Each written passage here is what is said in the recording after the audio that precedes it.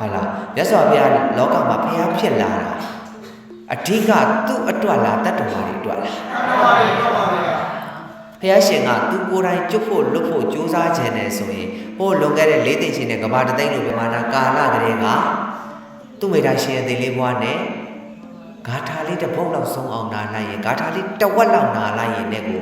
ရဟန္တာဖြစ်မှာမှန်ပါပါဗျာဟုတ်လားတဘာသာလောက်နာလိုက်တဲ့ရင်နဲ့ကိုရဟန္တာဖြစ်မှာဒါတော့ပါရမီကံကြီးရှိတယ်အဲ့ဒီပါရမီကံကြီးကိုခဏဖယ်ပြီးတော့ဖျားဖြစ်အောင်ကျင့်လာတာသူ့အတွက်လို့ထင်လို့လားဟုတ်ပါဗျာဦးဇင်းဥပမာလေးတစ်ခုပြောပြမယ်လေ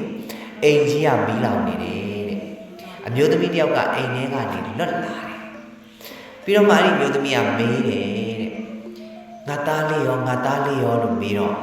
ခလေးကအိမ်ထဲမှာပဲရှိသေးတယ်လို့ပြောတယ်တဲ့မှန်ပါပါအဲ့တော့အဲ့မျိုးသမီးကဘာလုပ်မယ်ထင်လဲ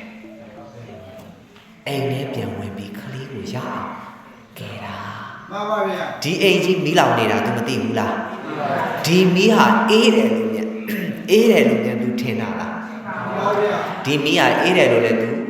မထင်ဘူးဒီမီးပူတယ်လို့ तू မသိဘူးလားသိပါတယ်ဘာဖြစ်လို့ဒီကလေးကိုကဲတာတွေးတော့ပါဗျာ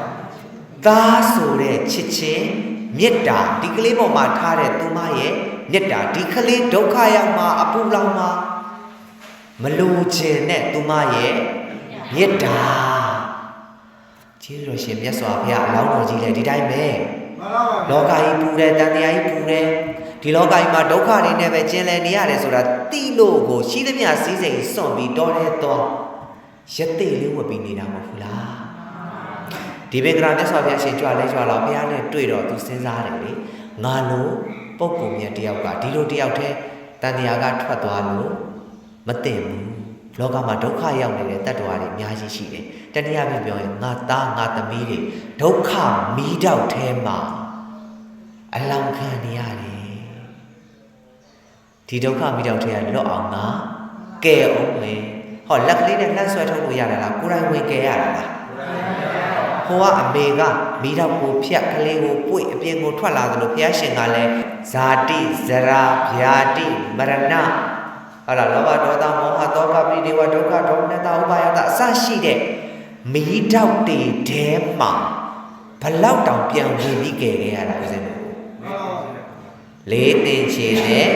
ကဘာတသိန်းနင်းနေတော့ကာလမဟုတ်ဘူးဗျကိုတရားဦးဇင်းပြောပြရတယ်တကဘာတော့ဘလောက်ကြာဘယ်သူတွေအတွက်လဲမဟာကရုဏာရှင်ကျေးဇူးတော်ရှင်မြတ်စွာဘုရားပါဘုရားဖြစ်လာတော့နားလားအေးငါဒီနေ့ဘုရားဖြစ်ပြီဟဲ့ငါဘုရားဖြစ်ပြီဆိုတော့ငါအေးစိတ်နေတော့မယ်လို့တွေးလာငါဘာလို့ပဲရမလဲလို့စဉ်းစားလာမြတ်စွာဘုရားရှင်ရဲ့ဒီသာသနာပြုချိန်တရားပြပြောရင်တတ္တဝါတွေကိုကယ်ချိန်ဟာမနာမနေလုပ်ခဲ့တာ